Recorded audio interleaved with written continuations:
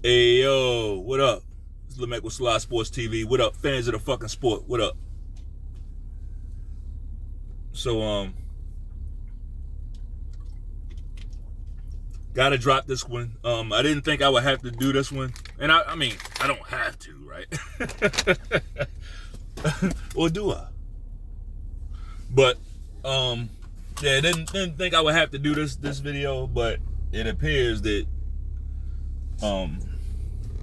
there's yet another elephant in the room that needs to be addressed, right? Yet another one with this guy, Mr. Shakur Stevenson. And don't worry, I'm not gonna pile on to his fight. Like, people have boring fights. Like, I don't like all the pearl clutching that's going on right there in regards to the fight. Like, oh, he had a boring fight. Like, get the fuck out of here. Y'all seen boring fights before. Canelo, he's had boring fights. Like, that. What the fuck was that last Triple G fight? What was that? What was it? That was boring, right? Shit. Bivol. Had a bunch of boring fights. They don't make him less of a fighter. It's funny how it don't make certain fighters less than, but then other fighters it does. But don't get me wrong. That fight was trash. In the words of Joe Button, trash. Right? That fight was awful.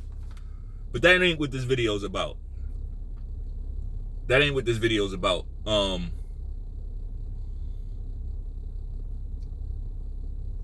Shakur Stevenson is so gifted and talented when it comes to that boxing shit that he can damn near beat everybody just like that.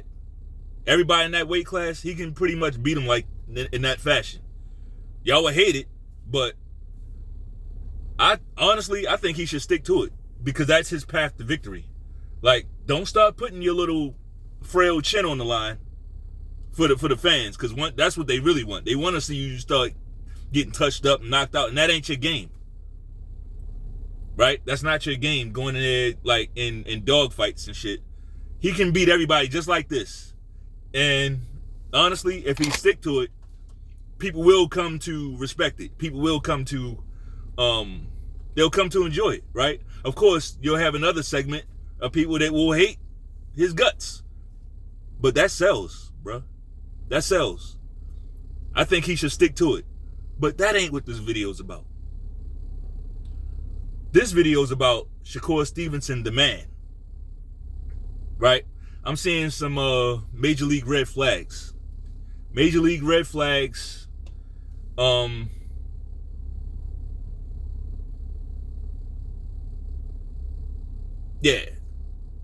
What am I talking about? And this ain't gonna be no real long video, but I do see how he responds to criticism, right? He doesn't respond to criticism the right way for a boxer, right?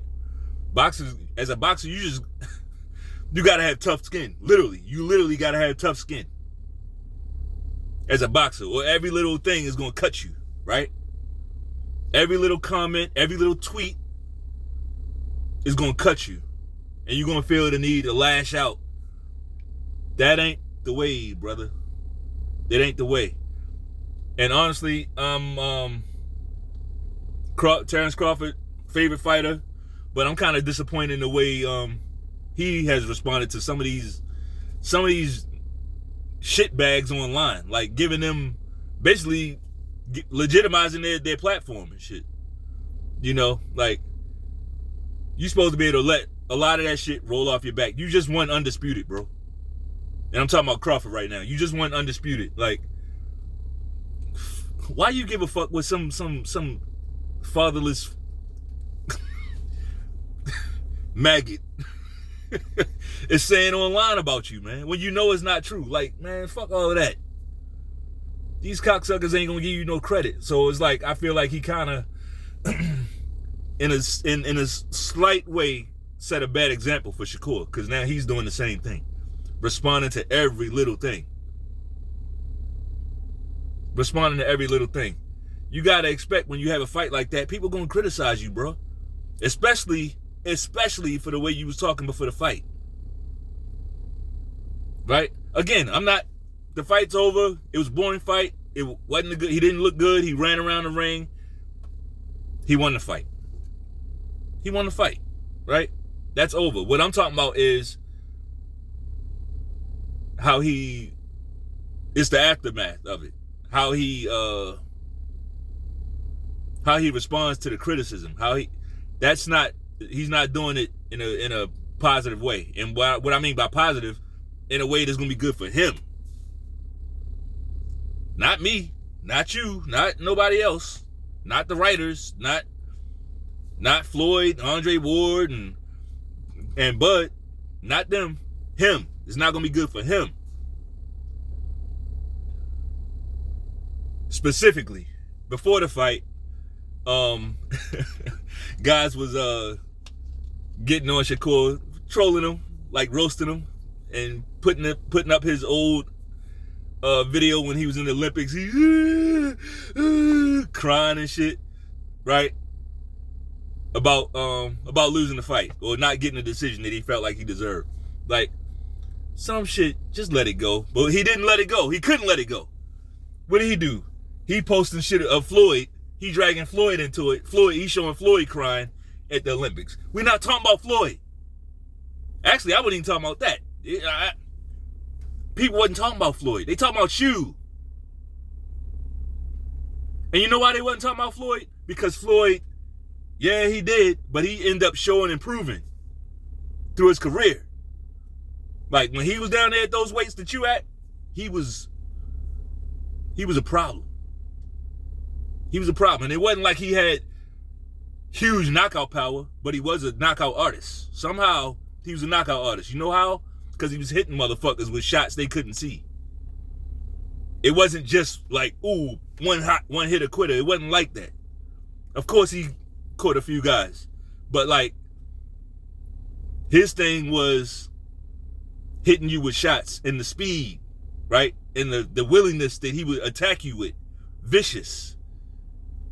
So that's why Floyd didn't people wasn't making fun of him. Because he showed improved. But it's like I'm noticing with Shakur, every time he takes some criticism, he's going to look and find somebody else that he can kind of put in front of him and say, well, what about, in this instance, what about Floyd, right? That's some sucker shit. That's some sucker shit. And eventually, that's going to wear on all your big homies that's around you. That's going to wear on them eventually. They're going to be like, whoa. I did what I had to do. You can't keep using me. They really somebody should be giving them some tough love now. Like tough love is love, people. But I know, we in this fatherless era, right? Where people don't even recognize tough love no more. It's like tough love is seen as hate these days. A motherfucker telling you what you need to hear in this fatherless era of the culture is hate. Instant hate. Like, why are you saying that about me? Like, it's disgusting. I'm saying it because I care. Right? I'm saying it because I care about you. My kids are like 12, 9 years old. I got a son that's like, yeah, I got a son and a daughter. Like, they understand anything I tell them is love. I'm doing it out of love. It ain't about hate. I don't want this shit to come back to hurt you later. So you damn right, I'm going to drill this in your head now.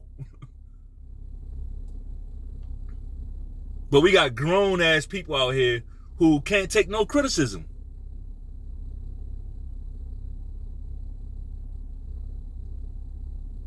Nobody was talking about Floyd crying at the Olympics. They was talking about you crying at the Olympics. You, after the fight, and I'm talking about the De Los Santos fight. People criticized your fight, bro. They didn't like it. I didn't like it. I didn't like how I had to stay up. Well, I didn't have to, but I stayed up to watch it. I thought this might have been your coming out party. Through all that talk and all that rhetoric The last thing I expected to hear was, I was injured, and but I really wasn't injured. I don't want to talk about it, but I was injured. Putting it out there. I ain't gonna say what was wrong, but all that half-ass bullshit. I wasn't expecting that. Shit, the way out, I ain't gonna lie. I'm like, if this dude is what they say he is, this could be a Corrales moment. And rest in peace to Corrales the Great, right? One of my favorites, right? Heart, that's what I'm talking about. Dog. But yeah, that Floyd fight did happen. It happened, right? But it wasn't no excuses. It wasn't no excuses. But this is what happens when motherfuckers be smelling themselves on social media. Like, they think their follow account equates to greatness. Bro, you ain't done the work yet.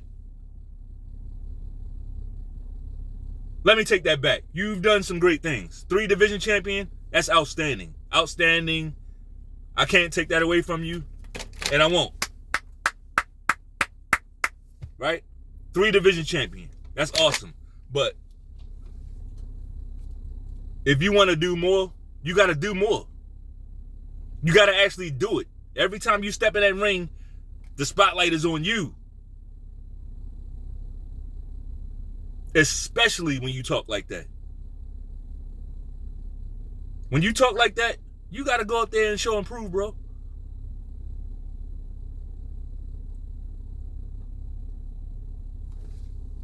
Like, I sat back and watched Deion Sanders, the coach of the Colorado Buffaloes.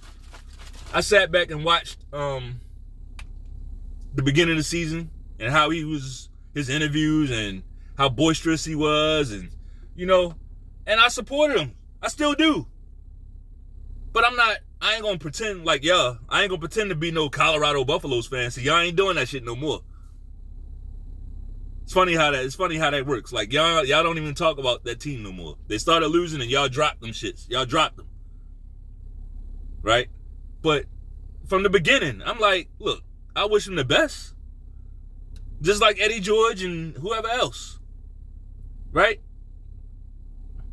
I wish him the best. But I'm like, I ain't gonna start wearing Colorado Buffalo gear and shit. And like, that's corny. That's corny. And the shit he was talking, yeah, I'm keeping receipts. Yeah, I'm keeping receipts. And do you believe? Do you, like, chastising the media and shit? Like, bruh, you telling people to keep that same energy. Now they doing it. Now your team ain't looking so good. You done turned on your offensive line. That's you threw your offensive line under the bus. Like, I didn't understand that. I knew the season was over. Once he turned on his offensive line like that, yeah, we need new linemen. You're going to sum up the whole problem of the team and throw it on 5 guys. The offensive line is why you're losing. That's what you did. And it's funny because that's the group you need to protect your son. That's the group you need to basically win the game. The offensive and defensive line, that's where you win games. Win and lose them. But that's the group you chose. It don't matter if they were struggling or not. That don't matter. What matters is that you needed them for the rest of the season. You had a whole season left. So we got to account for the shit that we say and be okay with it. We got to be okay with being accountable for our words.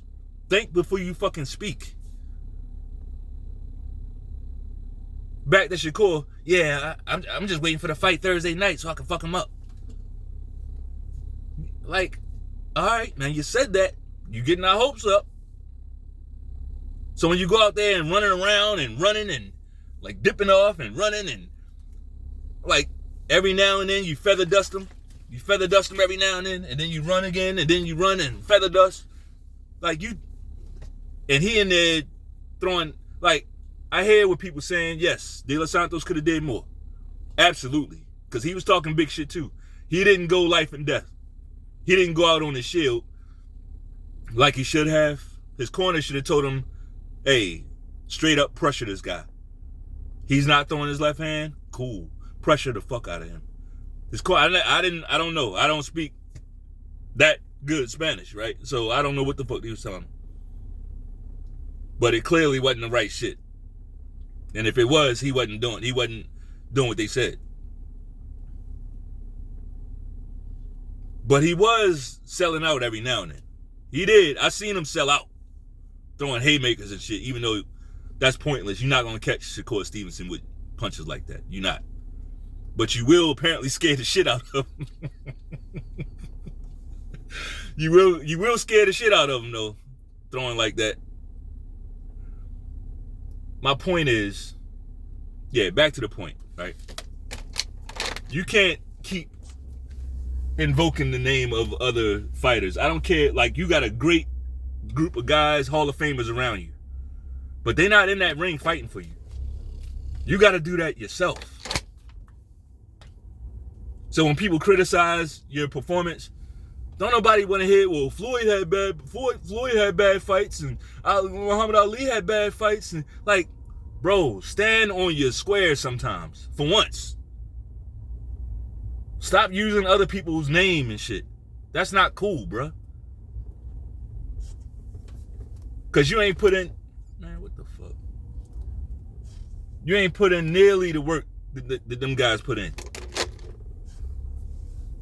Like, you ain't nearly as successful as Floyd. So why even use his name like that? Right? Why even do that?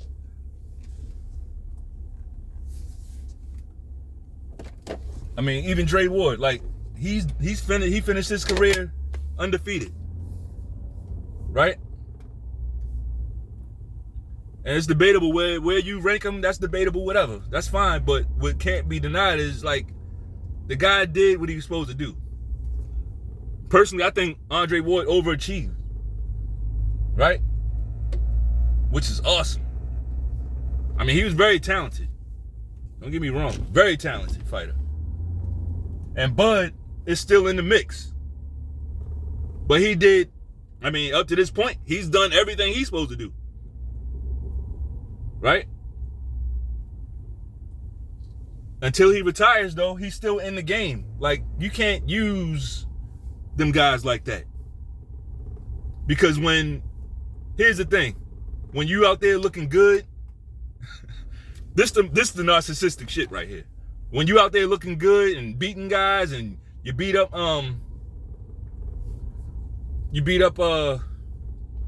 when you out there, you know, looking impressive in fights and shit, you ain't giving them the credit. You ain't bringing up Floyd and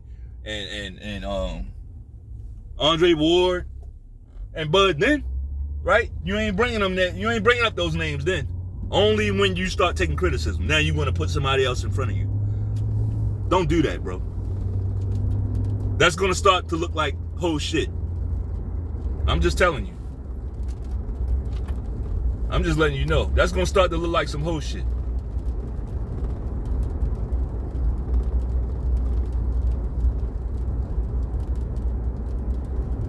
Eventually.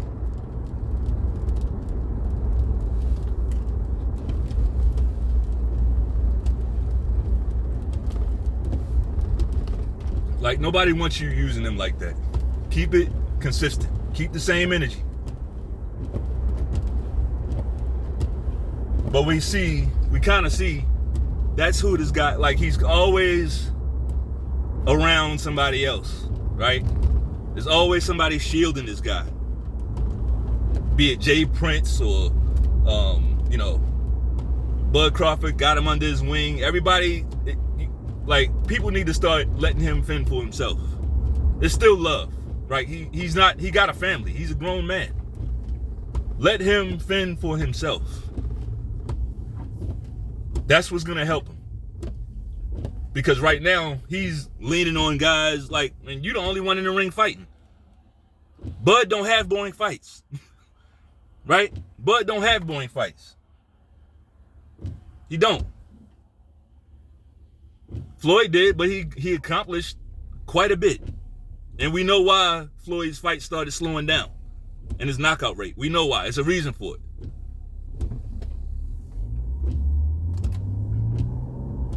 But you got guys grown, like, you want to constantly be putting other grown men in front of you to block the punches, to block the arrows. That's not cool. That's not cool. Which brings me to Big Baby Anderson, right? Man, if you don't sit your big drunk service dog needing ass down somewhere, shut the fuck up. How dare you, nigga? How dare you? Like, the nerve of this nigga, man. First of all, you coming out talking shit to trying to bully a lightweight. You was just riding around like, nigga, you ain't even. That nigga got some issues. Big Baby Anderson, he's a sucker. I'm talking about online talking shit to Bill Haney, a grown ass man, like a dude old enough to be his dad.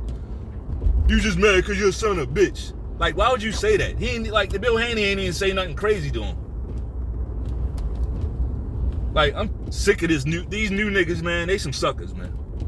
A lot of them. They don't move right. They coddle. They spoil. And they don't know what real is.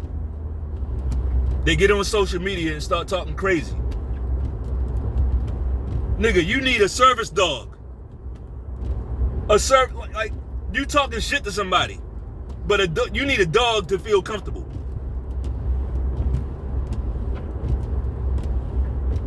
You hiding something. You hiding something, bro. But anyway, fuck that motherfucker. And I was like, man, fuck that nigga. Don't get me started on Big Baby Anderson, man. He's a big bitch. And he proved it. But anyway, Shakur, like, your career is fine, bro. I say, embrace the dark side. Fight like this every fight. Why? Because nobody will be able to beat you like that. But stand on it. Stand on that shit. Stop with the excuses. Stop putting other fighters who already proved themselves in front of you to block the punches and the arrows and shit. Stop that shit. You feel me? Make every fight boring and you cruise to victory. Especially on top ranked cards and shit. Right? You could do that to everybody, Tank included. Why? Because you're not going to get hit. You're going to feather dust and get out the way. Keep doing it. Keep doing it. And the only time that'll stop is when somebody can do that better than you. When somebody's timing is better than yours. That type of shit. Which is possible, but for this current crop, I would just fight like that every fight. But stand on business, bro. Stand on fucking business. That's it. Embrace it. Embrace the dark side, young Padawan. That's all I got. If you like the video, bang off on that like button one time. Feather dust the video one time. Feather dust that. Feather dust on that like button one time, though. Peace.